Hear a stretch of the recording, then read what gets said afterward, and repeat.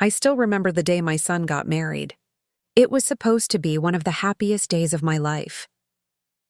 The church bells rang softly that morning, echoing over the hills that surrounded our little town. The air smelled of jasmine and wet earth. I had been awake since dawn, ironing his white shirt, even though he had told me a dozen times that he didn't need me to. I just wanted to feel useful. To do something for him. For my only son, Daniel. He was always my whole world. When his father passed away, Daniel was only 8. I remember holding his little hand at the funeral, both of us crying under a black umbrella. From that day on, I promised myself I would give him everything I could, even if it meant having nothing left for me. I worked 2 jobs. Cooked for the school cafeteria during the day and cleaned offices at night. My hands were always rough, my back always aching. But whenever Daniel smiled at me and said, "Don't worry, Mom, I'll make you proud one day," all the pain disappeared, and he did. He grew up to be smart, kind, respectful, the kind of son every mother prays for. But I never realized that life has a way of changing people. Quietly, almost without notice. That morning, when I saw him at the altar waiting for his bride, I felt a strange mix of pride and sadness. He looked so grown up in his suit, so sure of himself. His bride, Emma, was beautiful, tall, graceful, and from a well-off family. When the priest said, "You may kiss the bride," everyone clapped. I clapped too. But my heart felt heavy. It wasn't jealousy or bitterness. It was something softer, something deeper, like a quiet whisper inside me saying, "This is the moment your role in his life will change." After the ceremony, Daniel hugged me. It was quick, distracted. He smelled of cologne and happiness. "Mom," he said, smiling, "thank you for everything. I'll call you later tonight, okay?" I nodded. I wanted to tell him so many things. How proud I was. How much I loved him. But the words just wouldn't come. He was already surrounded by photographers, by laughter, by people calling his name. I stood there in my simple blue dress, holding the small purse that matched my shoes, watching as my son, my little boy, walked away, hand in hand with his new wife. That night, I waited by the phone. The wedding was over, the guests gone, the leftover cake neatly packed in the fridge.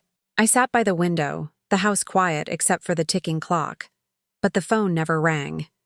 At first, I told myself he must be tired. Newlyweds have so much to do. They'd call tomorrow, I thought. Maybe they're still with her family. Tomorrow came. Then another day, and a week passed. Still no call. I started checking my phone every few minutes, even when I knew there were no missed calls. I even dialed his number once, but when I heard his voicemail, "Hey, this is Daniel. Leave a message." I hung up before the beep.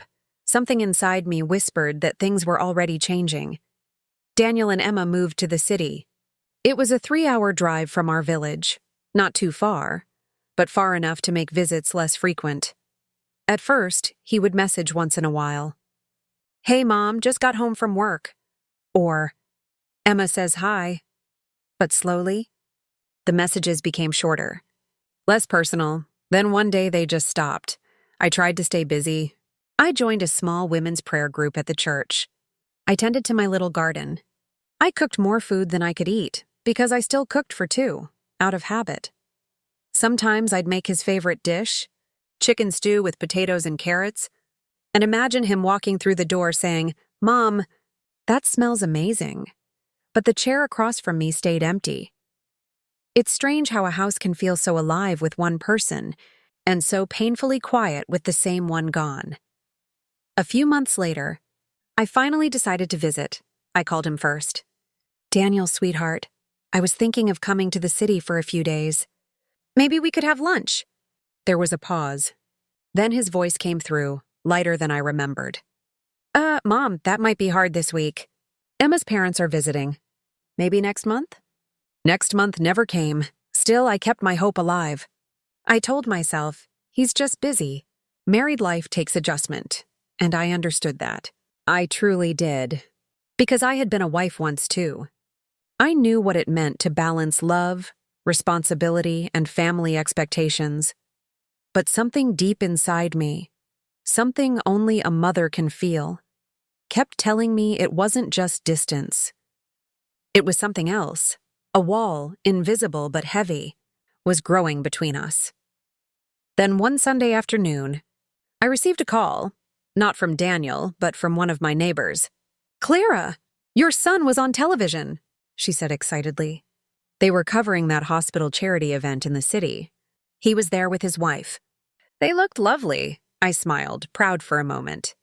But as I watched the clip later that night on my old TV, my smile faded.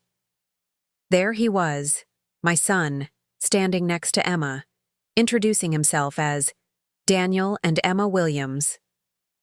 Williams, Emma's last name. Not ours. I knew it might not mean much to others, but to me, it was like someone quietly erasing a piece of me. That night, I couldn't sleep. I lay there thinking of all the nights I had stayed awake waiting for him to come home from school events. The times I patched up his scraped knees, the nights I prayed for his exams to go well, and now, there he was, smiling on television. A man who once used to hold my hand and whisper, "I'll never forget you, Mom." I told myself to stop expecting. People change. Life moves forward, but a mother's heart doesn't just stop caring.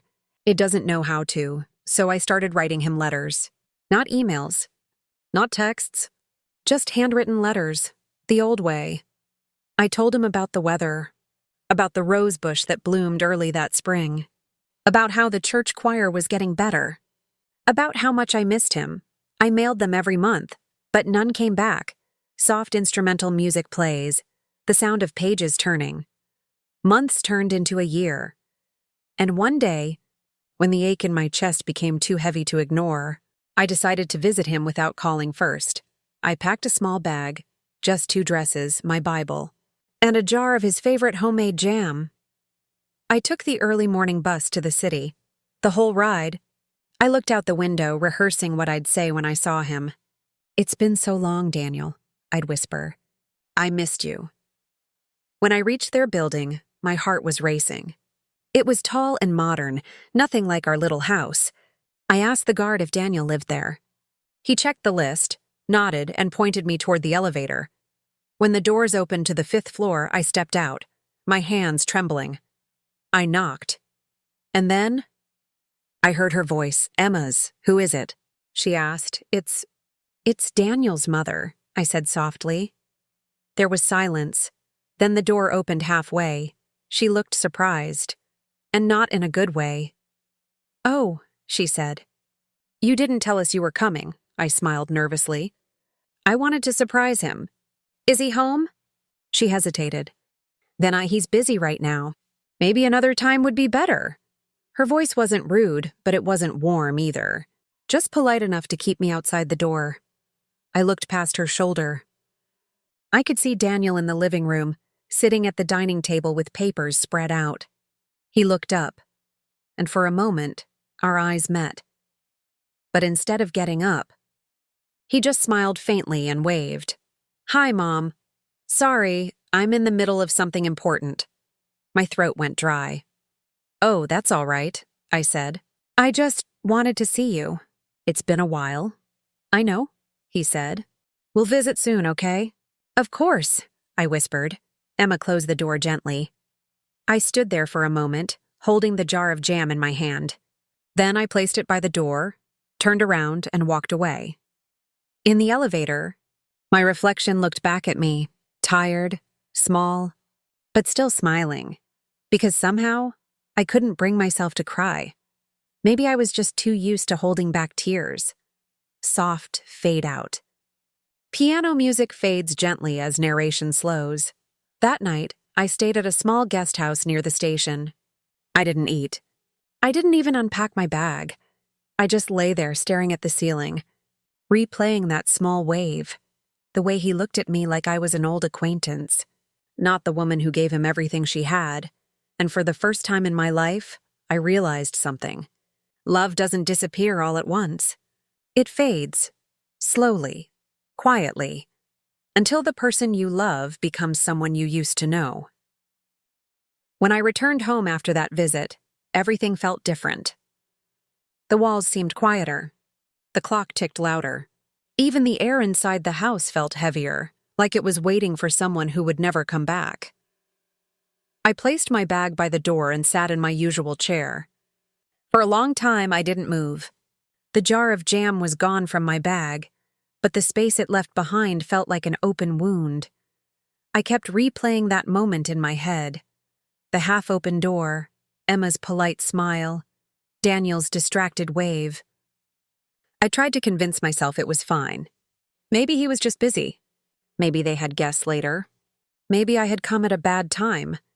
But deep down, a voice I didn't want to hear kept whispering, "He didn't want you there."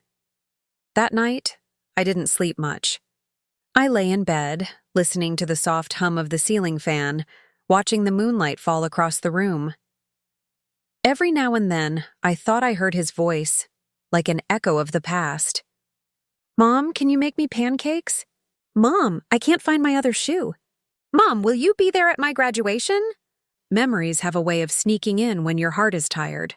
They come quietly, uninvited, and stay longer than you want them to. The days passed slowly after that. I stopped writing letters. I told myself, what's the point? But then, every time the mailman passed by, I found myself glancing at the gate, hoping just once there'd be something for me there never was. One Sunday morning, after church, Pastor Michael asked how Daniel was doing. "He must be busy these days, huh?" he said kindly. I smiled the way people do when they're hiding pain. "Yes, he's doing well," I said. "Very busy with work." He nodded, satisfied. But as I walked home, I felt that familiar ache return, the one that starts small, right behind your ribs, and spreads until you feel hollow. Sometimes I wondered if other mothers felt this too, this quiet fading of love, this unspoken goodbye. About 6 months later, I received a wedding invitation in the mail. It wasn't Daniel's, it was one of Emma's cousins. The envelope had their family name on it, and I recognized Daniel's handwriting in the small note at the bottom. "Mom, just forwarding this to you. Hope you're doing well," that was it. No, "Love Daniel," no, "Miss you," just a polite, distant line, the kind you write to someone you used to know. I held the letter for a long time, tracing the ink with my finger. Then I placed it in my drawer beside the others, the ones I had written to him and never mailed. The next few months came with small reminders that I was being forgotten. Christmas came and went. No visit, no call. I made a small cake anyway, like I always did, and placed 2 plates on the table. It felt strange eating alone, but I told myself maybe next year would be different. On New Year's Eve, I stayed up until midnight, watching the fireworks from my porch. I whispered a prayer under my breath. "God, please keep him safe. And if he remembers me, even for a moment, please let him feel my love." Spring came again. The rose bush bloomed brighter than it had in years. The same one Daniel and I planted when he was 10, the one he used to water every morning before school. One afternoon, I was trimming its branches when a car pulled up by the gate. My heart jumped, for a second. I thought it was him, but it wasn't. It was Clara, my neighbor. She got out holding a phone in her hand. "Mary, you need to see this," she said, showing me the screen. It was a social media post. Daniel and Emma, smiling in front of a big white house with a red door. The caption read, "Our first home together." I stared at the picture, trying to take it in. The house was beautiful. Big yard, shining windows, everything new. And then I noticed the comment section, people congratulating them. Emma's mother saying, "So proud of my kids." Her mother. Not me. After Clara left, I sat in the garden for a long time. The roses swayed in the breeze, and I found myself whispering to them like old friends. "He didn't even tell me," I said softly. "He didn't tell me they bought a house. I tried to be happy for him. Truly I did. He looked healthy, successful. That should have been enough. But love doesn't always listen to logic. Sometimes it just hurts quietly. without reason, like a bruise you can't explain. A few weeks later, I decided to visit the city again, not to see him, but to drop off something. A friend from church was going there, so I asked her to deliver a small package for me. Inside was a crocheted blanket I'd made during winter, soft cream color, with tiny blue squares. I had started it for Daniel long ago, back when I thought he'd still come home for holidays. I didn't write a note this time. I didn't expect anything back.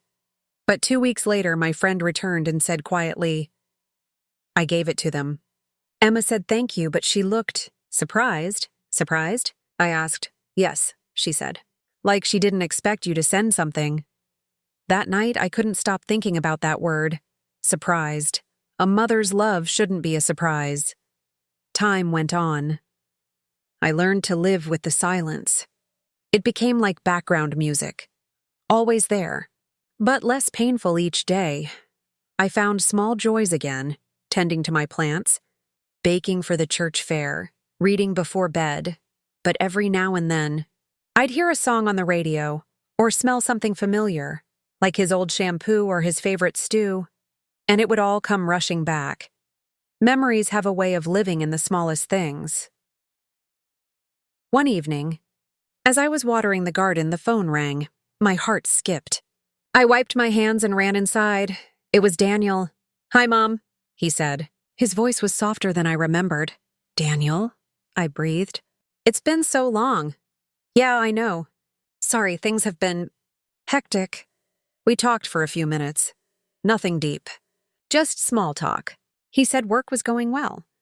Emma was planning a vacation, and then, just as I thought he might ask how I was really doing, he said, "Listen, Mom, I was wondering, could you send me the recipe for your chicken stew?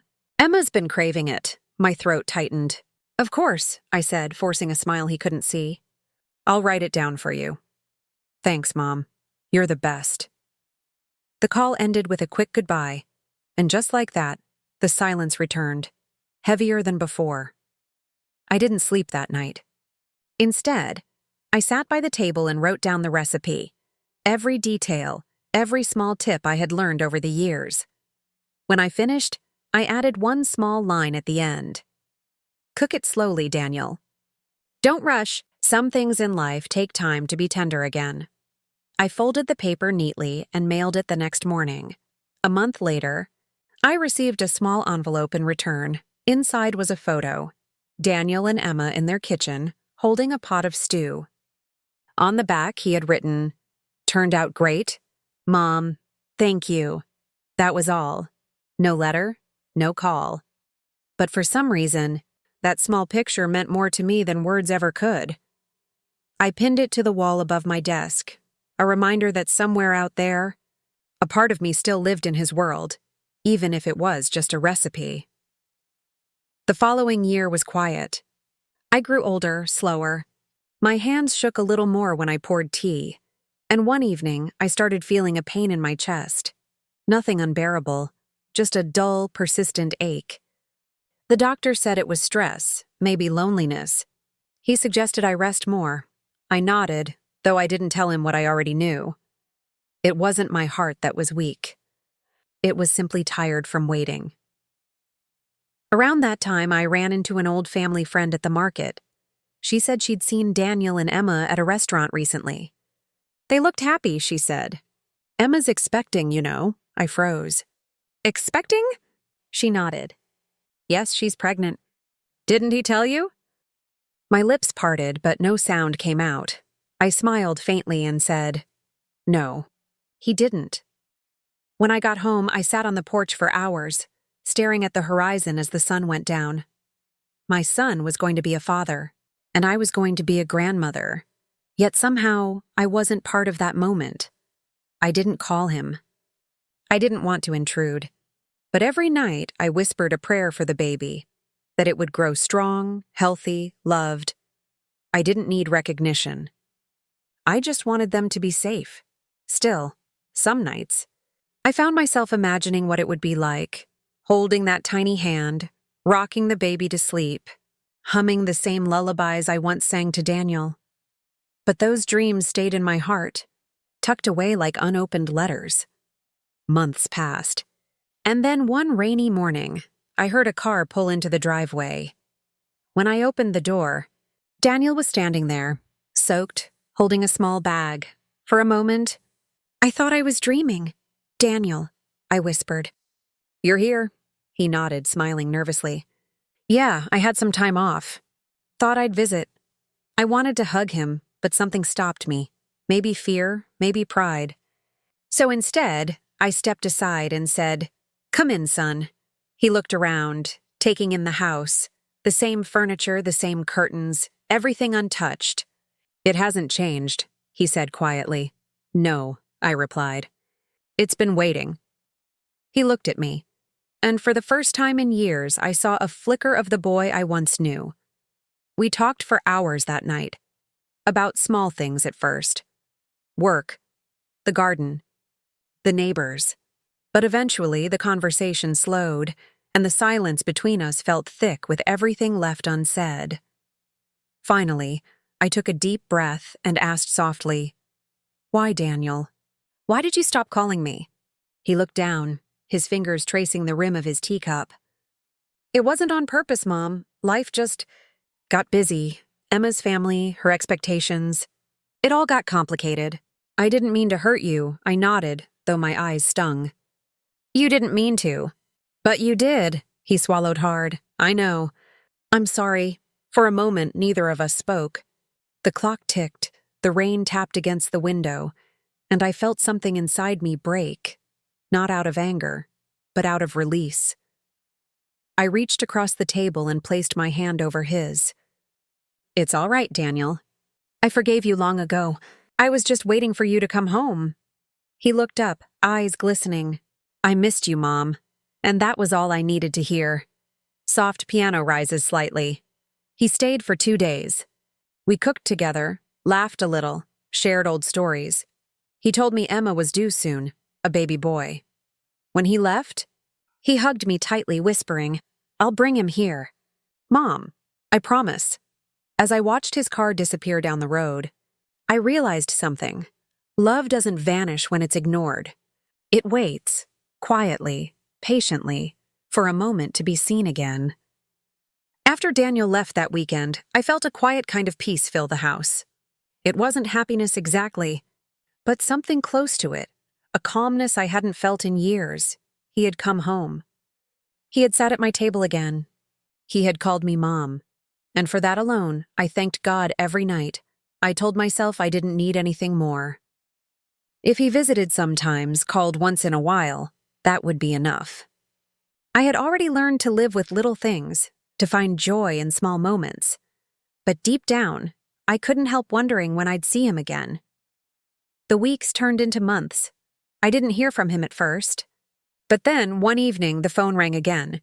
"Mom?" His voice was excited, breathless. "She's in labor. Emma's in the hospital right now." My heart leapt. "Oh, Daniel, I just wanted to let you know. I'll call you when he's here, okay?"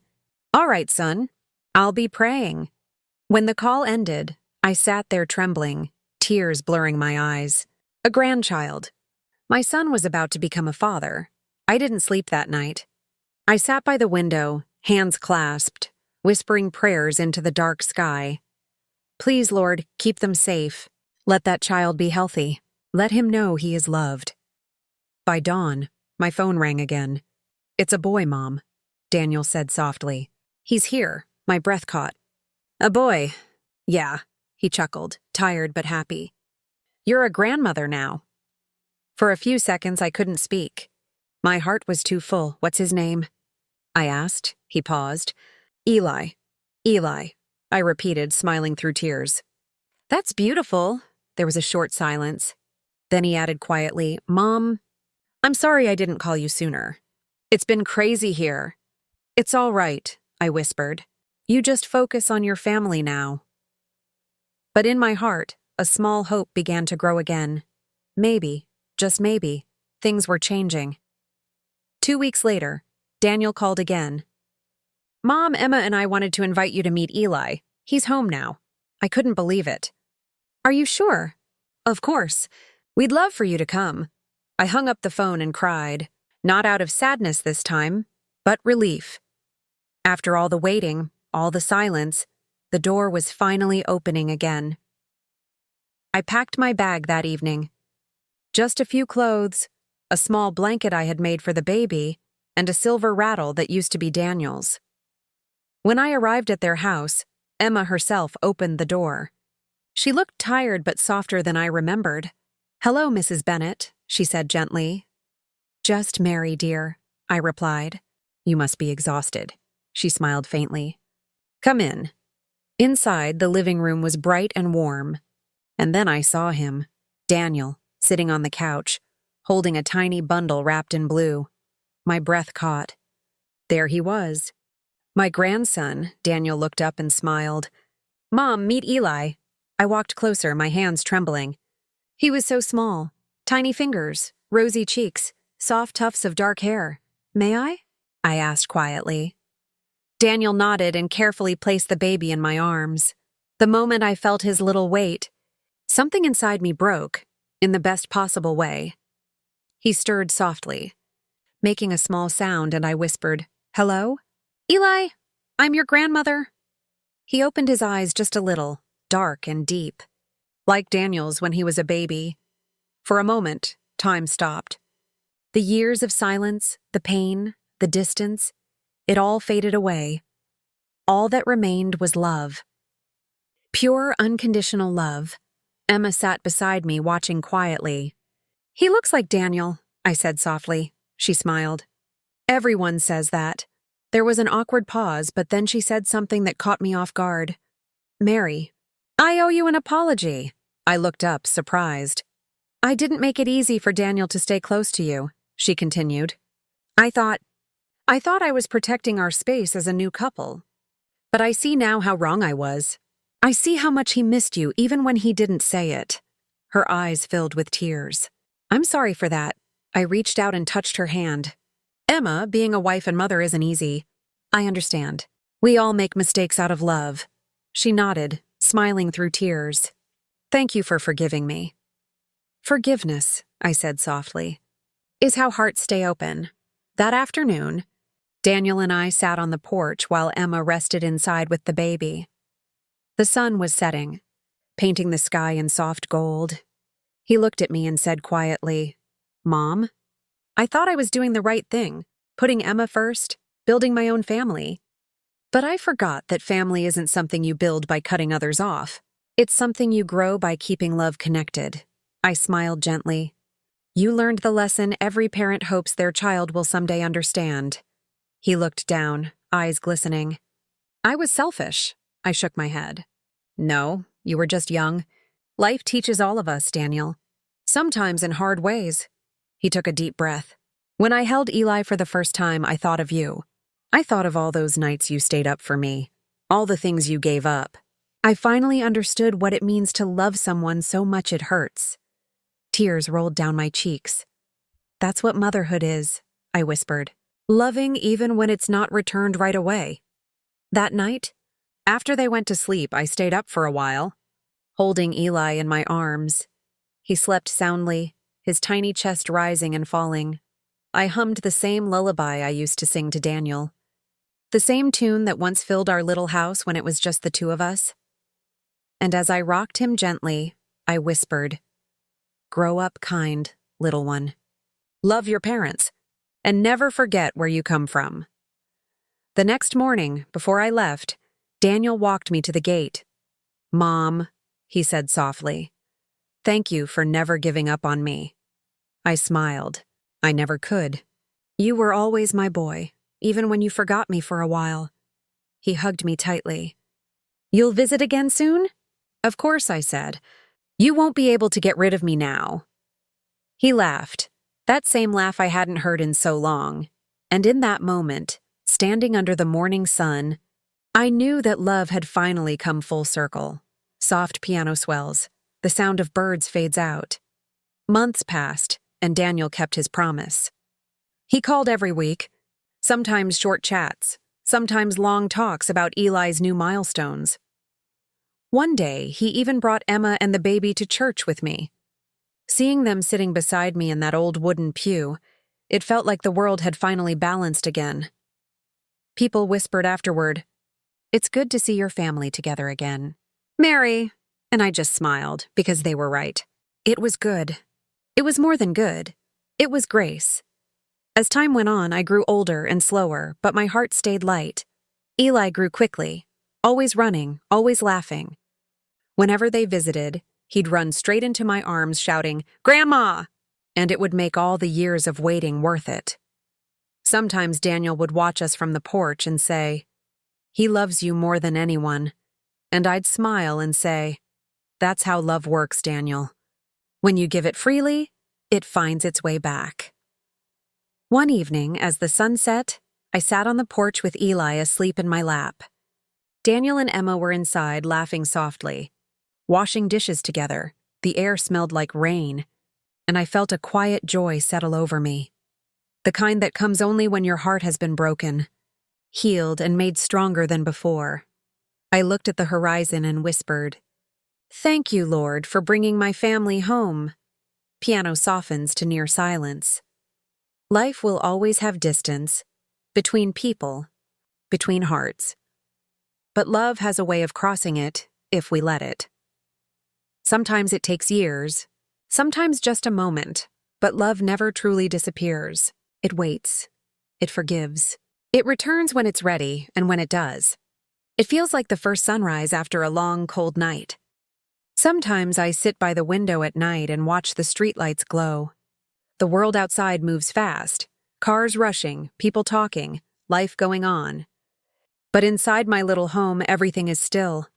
I think about all that's happened, the laughter, the distance, the silence, the forgiveness. And I realize that love changes shape, but it never really disappears.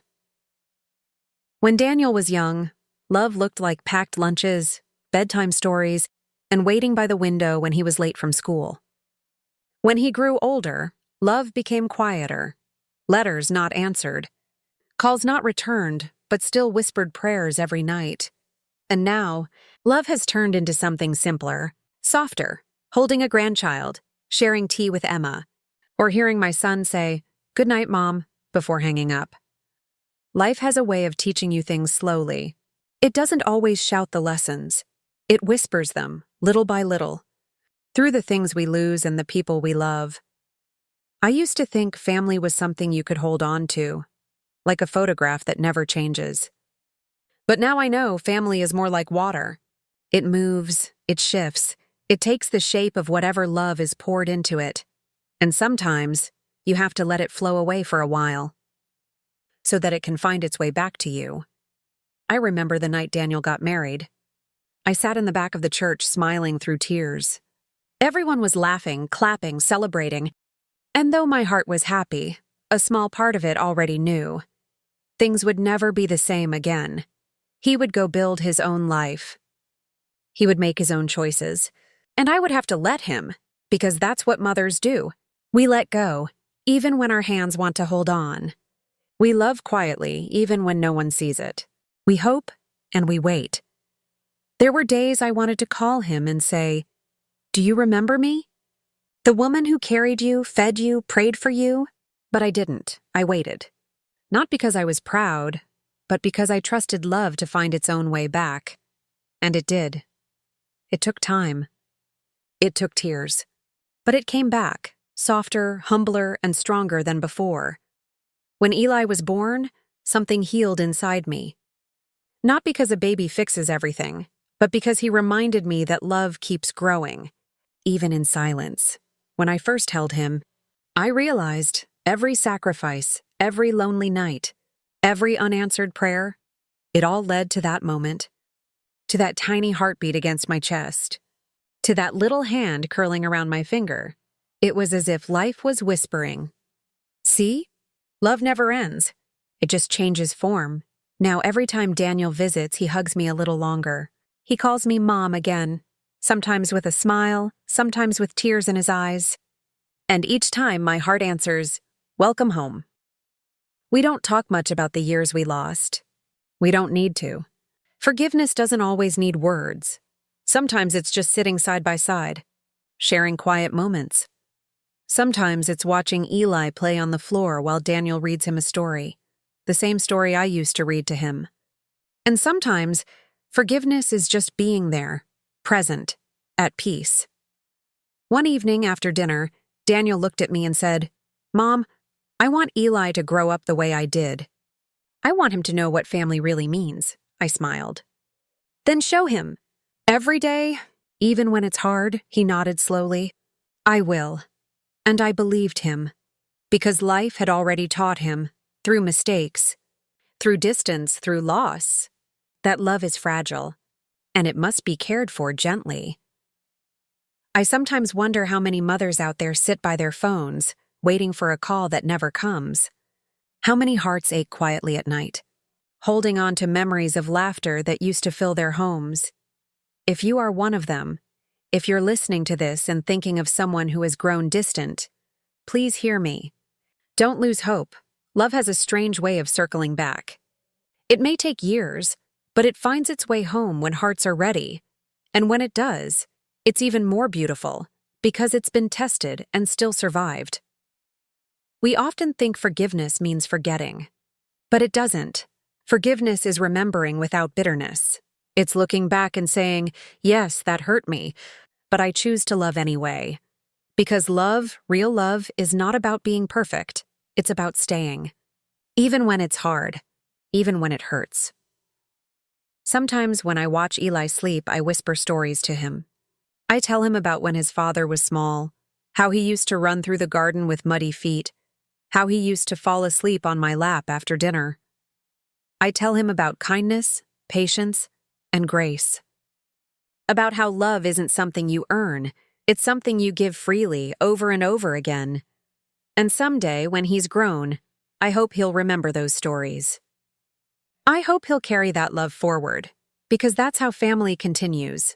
Through the love we pass down quietly, generation after generation. Soft piano swells again, nostalgic and warm. Sometimes people ask me if I regret anything, and I always smile and say, "No, not really," because every hurt taught me something. Every silence gave me time to reflect. Every tear softened me a little more. I've learned that even broken hearts can still love deeply. That silence doesn't always mean the end, and that distance doesn't destroy real bonds. It only tests them. Now, when I look at my family, Daniel, Emma, and little Eli, I feel peace. Not the kind that's loud or dramatic, but the quiet peace of knowing everything found its way back to where it belonged. Sometimes Daniel calls me just to ask, "Mom, how's your day been?" And I smile, because those simple words mean everything. I no longer count the years that were lost. I count the moments we share now, the laughter, the phone calls, the hugs, the sound of little feet running toward me shouting, "Grandma!" That's what life is, a collection of moments that make up love. If I could speak to my younger self, the woman who sat by the window waiting for a call that never came, I'd tell her this: don't lose faith. Don't close your heart. The ones who leave often find their way home, not through guilt or shame, but through love that never gave up. Because love, true love, always remembers its way back. When you love someone, it doesn't disappear just because they stop calling you Mom. The title may fade for a while, but the bond underneath it never breaks. And when the moment comes, when they finally return, you'll see it was worth the wait. Every lonely night, every tear, every prayer, because love that survives time and silence is the strongest kind of love there is. So, tonight, as I turn off the lights and whisper my prayers, I say the same words I've said for years, words that still feel true every single day. Thank you, Lord, for teaching me that love doesn't end when it's unspoken. It only waits to be found again. And as I close my eyes, I smile, because somewhere out there, my son, the one who once forgot to call me Mom, is tucking his own child into bed. And in that small, tender act, I know he finally understands the kind of love that never fades. After his wedding, my son stopped calling me Mom, but when he finally did again, It was the sweetest sound I had ever heard. A full year has passed since that evening when Daniel finally called me Mom again. The seasons have turned quietly, spring to summer, summer to fall, and in between them, small miracles have filled the days. My life is slower now.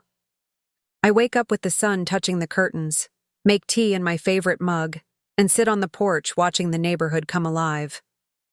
It's peaceful. It's ordinary. And somehow, that feels extraordinary. A few weeks ago, my phone rang early in the morning.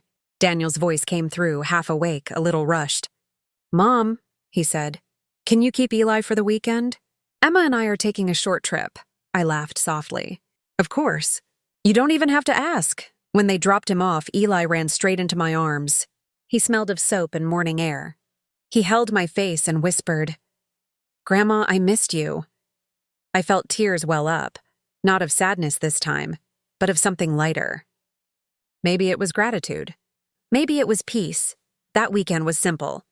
We baked cookies that came out uneven but delicious. We planted small flowers in the backyard. Eli called them happiness seeds. At night, we read stories by lamplight until he fell asleep, his little hand resting on mine. And as I watched him, I thought about all the years I'd spent waiting for Daniel to remember, waiting for my family to feel whole again. Now here I was in the same house, holding the child of the son who once forgot me. Life has such a quiet sense of balance.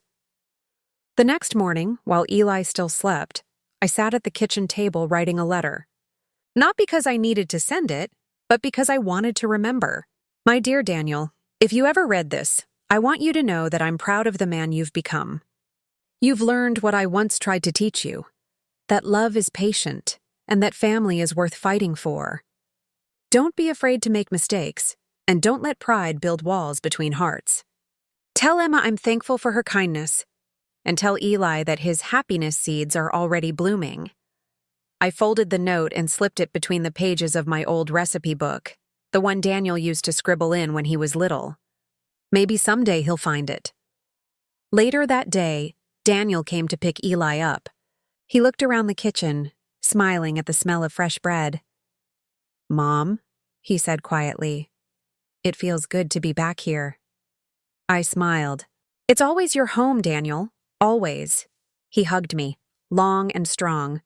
Then, before leaving, he said something I'll never forget. "Thank you for not giving up on me." I wanted to tell him that mothers never really give up.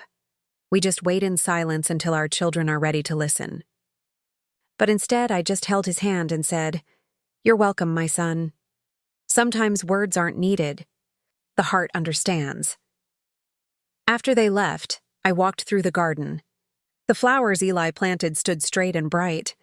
Each one seemed to whisper a small promise, that love, once buried, will always bloom again if given care and time. I looked up at the sky, a soft shade of evening gold, and whispered my own little prayer. "Thank you for bringing my family home. Life feels lighter now." The phone rings more often. Laughter returns to the house in echoes and footsteps. But even in the quiet moments, when the only sound is the wind through the trees, I don't feel alone anymore, because loneliness ends the moment peace begins. I've learned that forgiveness doesn't mean erasing the past. It means choosing to live without carrying its weight, and that's what I do now. Live lightly, love deeply, and let go kindly. Every Sunday, Daniel, Emma, and Eli come for lunch. We cook, we talk. Sometimes we just sit together doing nothing. And that nothing feels like everything I ever prayed for. Eli calls me his story grandma because I tell him the same tales his father once loved. When he giggles, I hear Daniel's childhood in that sound. It's funny how life circles back, not perfectly, but beautifully enough. The other day, Daniel told me he's teaching Eli how to garden. He said, "I want him to know where things come from, how they grow with care." I smiled. "You learned that from somewhere, didn't you?" He chuckled. "Yes, Mom. I guess I did." That little exchange stayed with me. Sometimes the lessons we thought were forgotten are just waiting quietly, like seeds in the soil, until the right season brings them to life. As I close this chapter of my story, I don't feel the ache that used to live in my chest.